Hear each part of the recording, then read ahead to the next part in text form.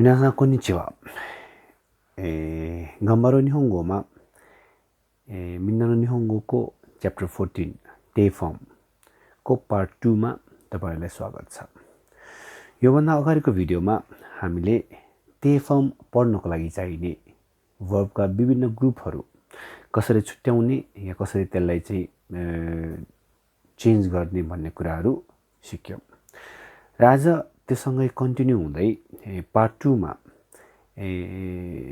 Day form त्यो verb विभिन्न 3 kinds of verb हैन त्यो च्याप्टरमा चाहिँ हामीले वर्ब 3 प्रकारका छन् भनेर सिकेका थियौं र त्यही 3 प्रकारको वर्बहरुलाई पनि डे फर्ममा चाहिँ कसरी चेन्ज गर्ने भन्ने कुराहरू आज सिक्न गइरहेको छौं।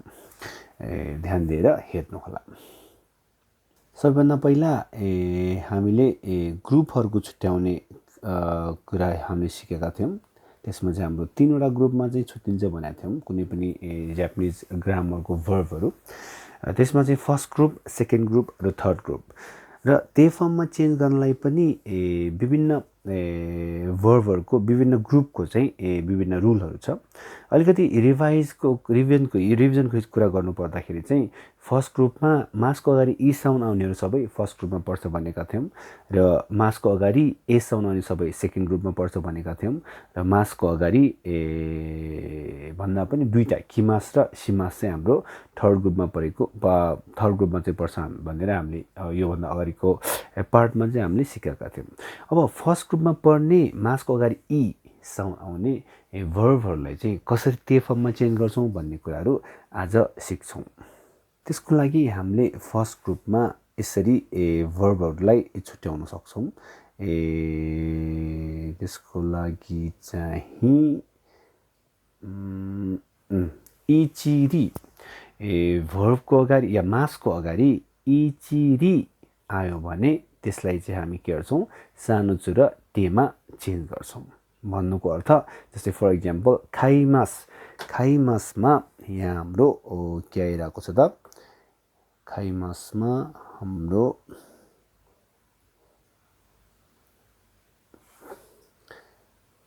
त हेर्नु भयो भने खाइमासमा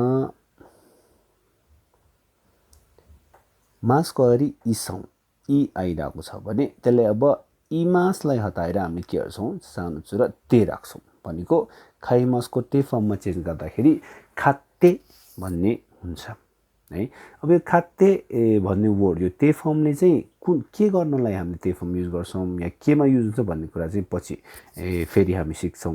तर अहिले चाहिँ चेन्ज गर्ने तरिका है चेन्ज गर्ने तरिका चाहिँ के हो भन्ने कुरा चाहिँ हामी बुझ्न खोजिरहेको छौं। जस्तै खाइमासमा चाहिँ खाते हुन्छ भने त्यस्तै ई को एउटा एक्जाम्पल है मासको अगाडि ई आयो भने के हुन्छ भन्ने एक्जाम्पल हुन्छ खाइमास भयो भने।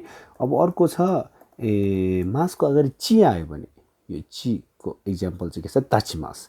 मासको अगाडि ची आयो भने ताचिमासको चिमासलाई नै हटाएर हामी के गर्छौं त सानो चु र ते थप्छौं।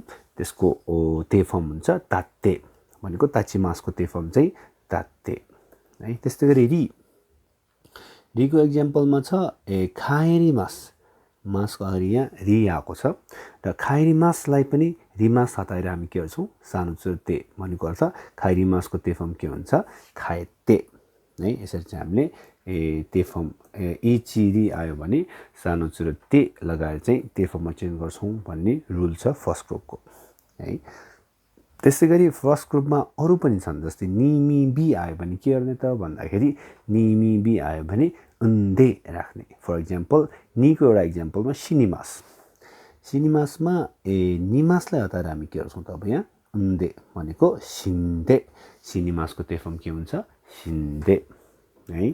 त्यस्तै गरी अर्को छ नोमिमासमा पनि मीको एक्जाम्पल है निमी बी तिनीहरुको एउटा एक्जाम्पल मैले यहाँ देखाएको छु।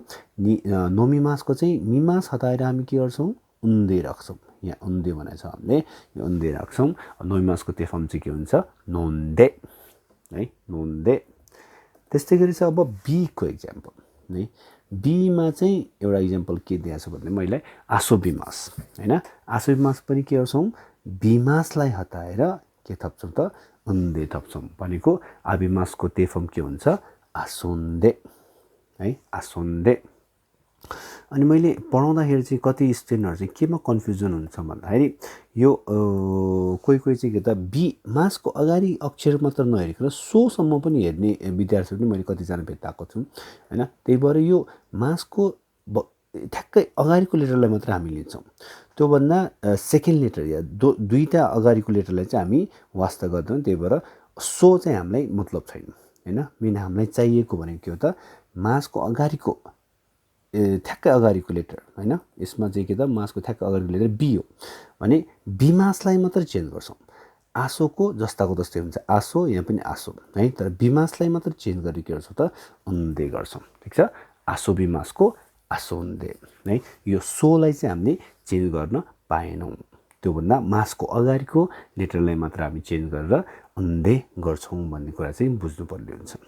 कति स्टुडेन्टहरू चाहिँ अगाडिको सोलाई पनि हटाउनु पर्ने हो कि भन्ने कुरामा कन्फ्युज भएको चाहिँ मैले धेरै नै पाएको छु। त्यस्तै गरी चाहिँ हाम्रो अब बाँकी भनेको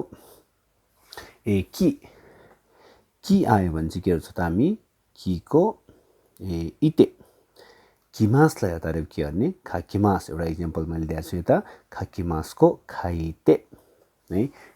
खाकिमासको तेफम चाहिँ के हुन्छ त खाइते। ठिक छ।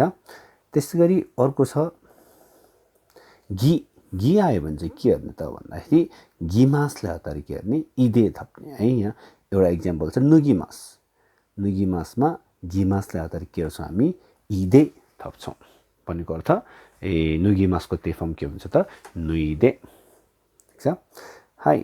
त्यस्तै गरी अब अर्को छ सी आयो भने चाहिँ के गर्छ त मासको अगाडि सी आयो भने। ठिक छ। अब यो मासको अगाडि सी आयो भने के गर्ने रहेछ यहाँ सिते गर्ने रहेछ होइन। खासिमास इक्जाम्पल एउटा छ खासिमासमा सिमासलाई हताएर के गर्छौँ अब सिते थप्छौँ भनेको खासिमासको तेफम के हुन्छ त खासिते हुन्छ भनेर बुझ्नुपर्ने हुन्छ। ठिक छ। यसरी चाहिँ हामी फर्स्ट ग्रुपको भर्बलाई चाहिँ तेफममा चेन्ज गर्छौँ है। अब त्यस्तै गरी सेकेन्ड ग्रुपको सजिलो छ। सेकेन्ड ग्रुपमा चाहिँ हामीले जस्ट के गर्छौँ भन्दाखेरि तो मास हटाएर ते थप्ने। के गर्ने मास हटाएर ते थप्ने है। जस्तै फर इक्जाम्पल सेकेन्ड ग्रुपमा हामीले हिजो भनेको थियौँ मासको अगाडि ए साउन्ड आयो भने त्यसलाई सेकेन्ड ग्रुप भन्छौँ भनेर होइन। अब यहाँ ताबेमासमा फर्स्ट ग्रुपमा चाहिँ मासको अगाडिको लेटरलाई पनि हटाउनुपर्छ या त्यसलाई चेन्ज गर्नुपर्छ होइन। तर सेकेन्ड ग्रुपमा चाहिँ मासलाई मात्र हटाउने।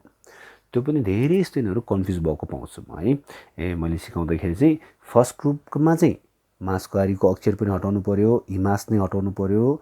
तर सेकेन्ड ग्रुपमा चाहिँ के त मास मात्रै हटाउने मासको अगाडिको लेटरलाई हटाउन पाइएन। ठिक छ। अब ताबेमासको के हुन्छ त मास मात्र हटाएपछि ताबे जस्ताको तस्तै हुन्छ।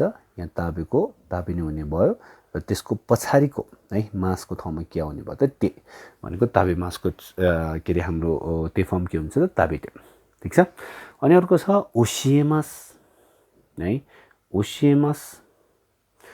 ओसिएमासमा पनि के छ त मास मात्रै हटाउने मासको अगाडि एलाई हटाउनु पर्दैन जस्ताको तस्तै। ओसिएसम्म चाहिँ हामी जस्ताको तस्तै गर्छौँ भने त्यस पछाडिको जुन मास छ त्यसलाई मात्र हटाएर के गर्छौँ त ते थप्छौँ भनेको ओसिएमासको तेफम के हुन्छ त ओसिएते। ठिक छ। ओसिएते है।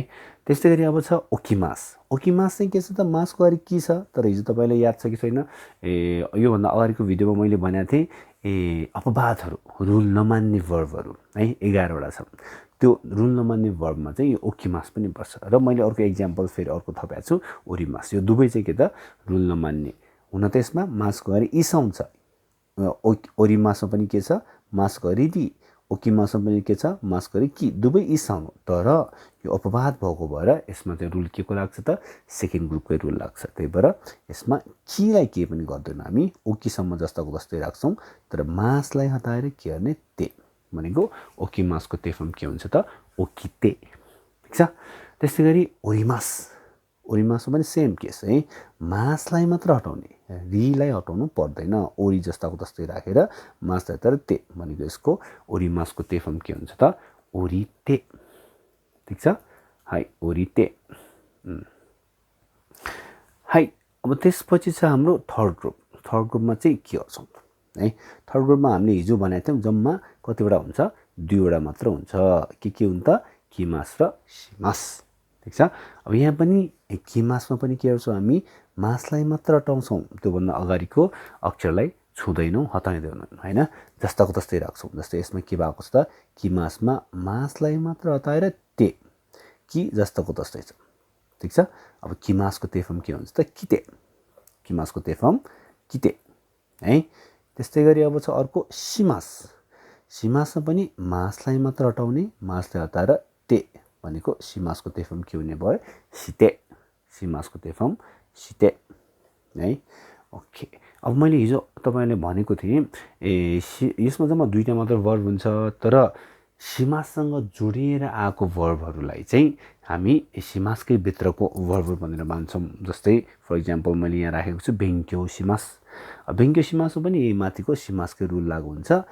मासलाई हटाएर ते भनेको बेङ्क्यो सीसम्म सेमै राख्ने, अनि मासलाई हटाएर ते भनेपछि बेङ्क्यो सिमासको तेफम के हुन्छ त? बेङ्क्यो सिते। बेङ्क्यो सिते है। त्यस्तै गरी साम्पो सिमास। साम्पो सिमासमा पनि के गर्छौँ हामी? साम्पो सिमासमा मास हटाएर तेमा चेन्ज गर्छौँ। साम्पो सीसम्म जस्ताको तस्तै। ठिक छ? साम्पो सिमासको साम्पो सिते। साम्पो सिते। ठिक छ? है। यसरी चाहिँ हामी के गर्छौँ त? फर्स्ट ग्रुप, सेकेन्ड ग्रुप र थर्ड ग्रुपलाई ते फर्ममा चेन्ज गर्छौँ है। तपाईँलाई चाहिन्छ भने यसलाई सार्न सक्नुहुन्छ या स्क्रिनसट राखेर पछिको लागि चाहिँ राख्न सक्नुहुन्छ। ठिक छ? यसपछि हामी अर्को पार्टमा चाहिँ यसमा ते फर्मको काम चाहिँ के हो त है? ते फर्मले गर्ने चाहिँ के हो त भन्ने कुराहरू चाहिँ सिक्छौँ। ठिक छ? यो पार्टमा चाहिँ मैले first group, second group, third ग्रुपलाई ते फर्ममा कसरी चेन्ज गर्ने भन्ने कुराहरू चाहिँ सिकाएँ है। 皆さんありがとうございました。頑張ろう日本語ね。